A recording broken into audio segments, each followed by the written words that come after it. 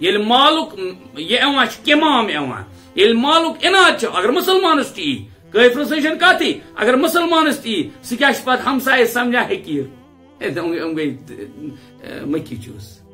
گئی پھٹیچر اہز گئی نا اس مقابلس مز حیثیت کھانے کی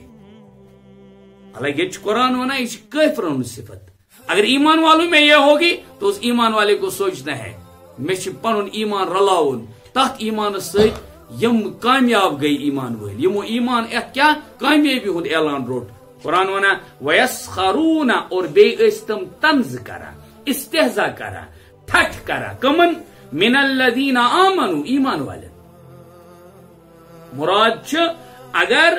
مالدار ٹھٹ کر حقیر سمجھ سیدنا علی شاہ ولایت رضی اللہ تعالیٰ عنہ سے روایت کرا کہ رسول رحمت صلی اللہ علیہ وسلم فرمو یس کان مالدار کس غریبس پام دی یا سمجھس حقیر مال کے اعتبار پانس سمجھ دولت مند اور تمس سمجھ پنہ لائن ہند کی تم سن کریز سہ گو نا تی پت سہ گو نا تیل نا باطل نظام من کاسٹزم سوشلزم نیشنلزم تم تمن ازمن کران حالانکہ اسلامن وون دپن تت یہ کہیں فرق کی یم فرق مراتب چھ تت کی یہ کرائٹیریا وچو تت وچو کرائٹیریا اگر سیم چاہے خان ہے ڈار ہے میر ہے لون ہے بڑا ہے چھوٹا ہے گورا ہے کالا ہے سب ایک ہی سب کے ہوں گے کیوں